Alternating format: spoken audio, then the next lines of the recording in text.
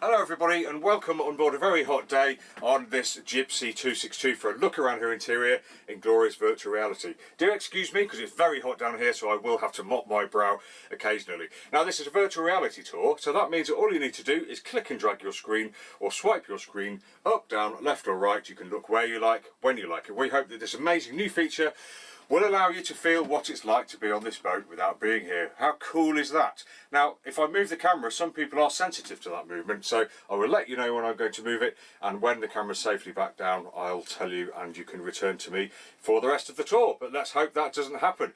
So, what do we think? Well, I mean, for a boat of this size, look at the size of the interior. Let's do the all-important head height test. So, I'm 5'9", so there's probably about 5'11" there, maybe just under 6 feet. Does go down as you go forward, but basically you're only going to go forward to sit down or sleep anyway, so I don't think there's an issue there. But what a place. As you come down the companionway, big lobby here, plenty of seating. We've got a separate cabin behind me, the forward sleeping up there, big windows here and a nice big companionway. What could be better on a boat of this size? Anyway, let's talk about her in a little bit more detail, shall we? Let's start with the companionway, if I just sit myself here. So nice and easy down here. We have handles on either side, and as we get down we've got some handles to grab onto down here before we make our way forwards if we want to. Nice hard fiddle on there, or strong fiddle if we want to go past and shimmy forwards if we wanted. So 1, 2, 3, 4 steps down, nice and easy, nice shallow steps past the shore isolator. If we unlock these two clips here, that gives us easy access to the engine. If I can get it unlocked, there we go. So out it comes, and we can see the front end of the engine to get at it, look at it, watch it working at sea if needed. No worries at all. I'll just put that back, locked back in. There we go, nice and easy.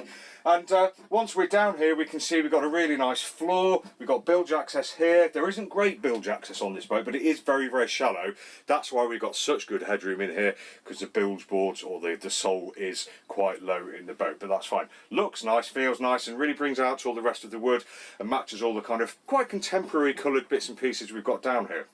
Let's talk about the galley. This is where we're going to be cooking. So we have an L-shaped affair here, so we can stand here out of the way of the companionway, but in the way of the after cabin, so something to think about. So we've got 2-burner cooker, we have, 2-burner stove, a cooker underneath or an oven underneath for all our roast potatoes, etc.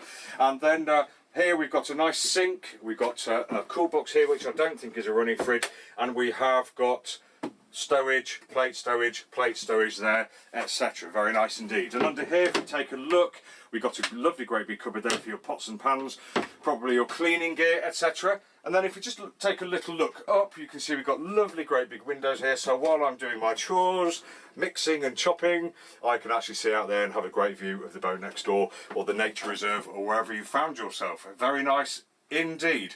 If we carry on and look up, you can see the headlining up here looks nice, no problem with that, nice and easily cleaned.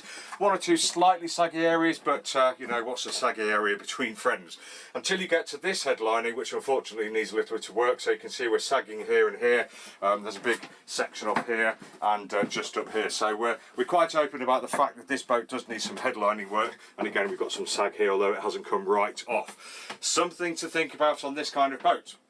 But moving forwards, you are in the saloon. You're on the saloon table, which does have a fold-up leaf, which is off at the moment for just keeping space in this area, stowed in the after cabin. Nice big table, room down each side for 2 or 3 people, room for somebody at this end to sit and eat as well, I think, and I believe it goes up and down as well, so really, really useful. On the starboard side, we've got a nice berth here, not too long, but if we whip this cushion out here, you can see we've got a nice long trotter box there, so your taller friends or relatives can sleep there with their feet in the box there, no worries at all. Nice deep fiddled shelf behind as well, and we can see where the chain plates come through, etc. So really rather nice. And if we move forward from that, we can see we've got a twin berth up front, a V berth, which goes all the way down into the bow. Nice long berth, nice and wide. We've got some dividing curtains there if you want that little bit of privacy, and we've got nice shelves either side that are fiddled also. Now it does go all the way down into a toe, so if you are tall, you're going to be playing for toe space down there, I think, but what's a bit of toe space between friends as well.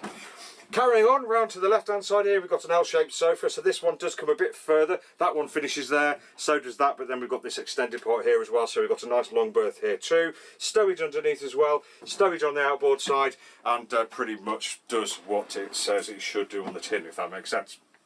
Nice. Lots of headroom, feeling great, despite the fact we've got this this window's actually covered up from the light, but we've still got loads of light in here. It's great.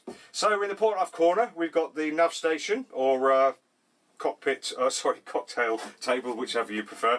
If we lift it, there is stowage in there. It's in the port aft corner, so we'd probably either be working it like this, or we might be working it by sitting here like this. I think that would be personal preference. Then above that, we've got the TV on it, obviously. Behind that, we've got the electrics panel. We've got quite an old VHF stereo and what looks like an old chart plotter there. Let's hope it all works. Nice fiddled shelf there too. You've got yourself a little bijou nav station there, no worries. Right, let's pick you up for the first time and I will take you to the after cabin. So through this door, let's put you down there. Here we go, we're all together in the after cabin now. If we look around ourselves, we can see nice and wide, very, very long, so loads of room in here. We've got the water tank under here, we've got the shafting, we've got access to the bilge up here, in here, etc. And also, if we want to check the engine underway, probably a little bit safer to do it from here, because we're not taking the companionway out of action, so nobody's going to come down the stairs and find no stairs there. So all we need to do is lift this lid here, and you can see behind there we've got the engine, so no worries at all. We can have a little look at that every hour at sea, I recommend. Obviously, being an aft cabin, it's beneath the cockpit. This is the moulding of the cockpit behind the headlining. So this is down low. We're a smaller boat, so this will be lower. But that results in a compromised space between the cushions and the deckhead there. But you'll only be sleeping in here anyway. If you want to stand up and change, there's room here in this little lobby. If you're lying there, I think there's every chance you could probably sit here and read. If you're lying here, there's a much better chance of that also. And behind me, lovely long fiddled shelf, nice and deep for your bits and pieces. And all importantly, we've got an opening window here and an opening window just above my head, if you can see it. So all in all, for a boat of this size, nice cabin, no problem for a weekend. Okay, let's pick you up again.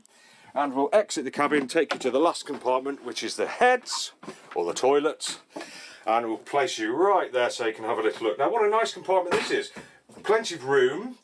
Nice radiuses, so nice and easy to clean. We've got an opening window here, which is great. We have a sink, which is great, and we have a manual head and a hanging locker or something to either hold on to or something to hang your wet fowlies on there. Now, if you're standing here, you'll have a face full of this, but who cares? If you're sitting here, you may have to duck from that, but generally speaking, in boats, most head spaces are a little bit of a compromise, give or take, but I don't think that's too much of a problem on a boat this size.